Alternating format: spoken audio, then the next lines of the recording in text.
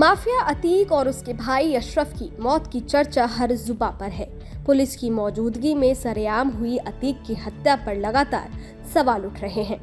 कभी पूरे पूर्वांचल में आतंक का परियार रहे अतीक के सामने जुबान खोलना तो दूर, कोई सिर उठाने की भी हिम्मत नहीं करता था।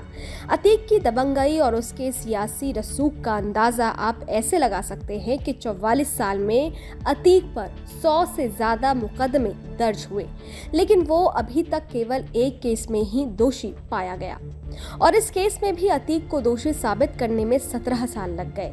अतीक को यूपी बाहुबली कहा जाता था। साल 2014 के लोकसभा चुनाव के दौरान मीडिया चैनल को दिए इंटरव्यू में अतीक से सवाल पूछा गया कि क्या अतीक को बाहुबली कहलाना चुभता है। अतीक बाहुबली कहलाना चुभता तो है ही, हमारे पास सारे साक्ष्य हैं। हम पर 123 मुकदमे हाईकोर्ट ने क्वैश कर दिए।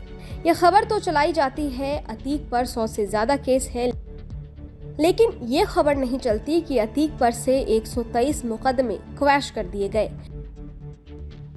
इसके बाद जब अतीक से पूछा गया कि चुनाव क्षेत्र बदलने के बावजूद भी आपसे लोगों की ज्यादा उम्मीदें क्यों रहती है, अतीक ने जवाब दिया, थोड़ा सा नाम आप लोगों की मेहरबानी से चर्चित ज्यादा हो गया है और जो चर्चित ज्यादा हो जाता है उससे उम्मीदें बंध जाती है। हम लोग आसानी से मौजूद रहते हैं, चाहे वो चुनाव का समय हो या फिर कोई और दिन। हमारी कोई निजी जिंदगी नहीं है। हमारा कार्यकर्ता हमारे बेडरूम तक जाता है।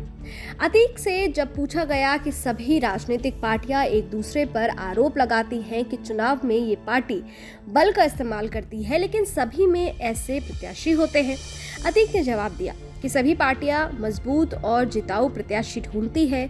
जिसको मिल गया तो वो वाहवाह, नहीं मिला तो दूसरे के ऊपर आरोप।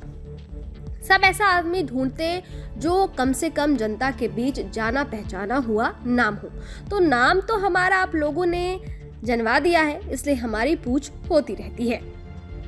बता दें कि अतीक अहमद 5 बार विधायक और 1 बार लोकसभा सांसद रहा था। साल 2014 के लोकसभा चुनाव में अतीक अहमद ने सपा के टिकट पर श्रावस्ती लोकसभा सीट से चुनाव लड़ा था, लेकिन अतीक को बीजेपी प्रत्याशी के सामने हार मिली थी।